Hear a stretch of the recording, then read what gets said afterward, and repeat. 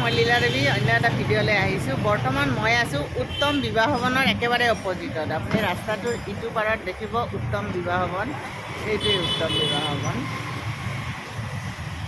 নামটো উত্তম বিবাহ ভৱন আৰু একদম উত্তম বিবাহ ভৱনৰ অপজিটত এখেতসকলে এখন ষ্টল লগাইছে, কেইগৰাকীমান মহিলাই মিলি। আৰু তেওঁলোকৰ গ্ৰুপটোৰ নাম হ'ল উৰুলি গ্ৰুপ। ইয়াতে আপুনি আহিলে জলপান খাব পাৰিব। চব দনাত জলপান কেনেকৈ দামটো?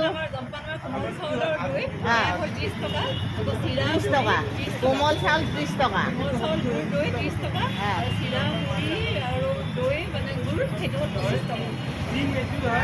কোমল চাউল দৈ গুড় খালে আপুনি ডোনাট লৈ যদি খায় তেতিয়াহ'লে 30 টকাত খাব পাৰিব। আৰু মুড়ি তাৰপিছত আৰু দৈ এনেকৈ যদি খায় 25 টকাত খাব পাৰিব। কি সুন্দৰ এটা ব্যৱস্থা বিহুত উলিয়াইছে। লাড়ু পিঠা চাউলৰ গুড়ি, আচাৰ মাকৈ, তাৰপিছত আপোনাৰ কেঁচা হালধি, আমৰ কলি আৰু থুৰীয়া তামোল। কিমান এটা সুন্দৰ ব্যৱস্থা। আৰু নিমপাতো আছে আপোনালোকৰ যাক নিমপাতৰ দৰকাৰ হয়। আৰু এইখিনি বস্তুটো আমাৰ কি হয়, বিহু বুলি ক'লে দৰকাৰ। চাওক এখেতসকলে ইমান ধুনীয়াকৈ কামখিনি কৰি আছে। আৰু সেই গ্ৰুপটোৰ নাম উৰুলি গ্ৰুপ। বেনাৰখন উল্টাকৈ আহিছে কাৰণ ভিডিঅ' ফ্ৰণ্টৰ পৰা কৰিছোঁ।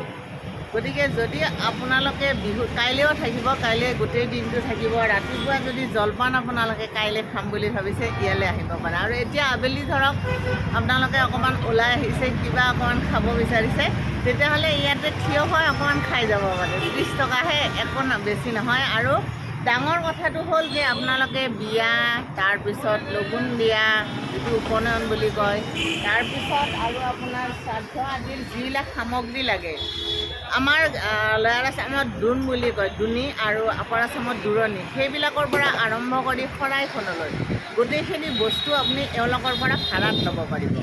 কিমান এটা সুবিধা। আপুনি ধৰক বেলেগ এখন জিলাত থাকে, গুৱাহাটীলৈ আহিব বিয়া এখন কৰাবলৈ, কোনোবা এটা বিবাহ ভৱনতে হয়তো আপুনি বিয়াখন অনুষ্ঠিত কৰিছে।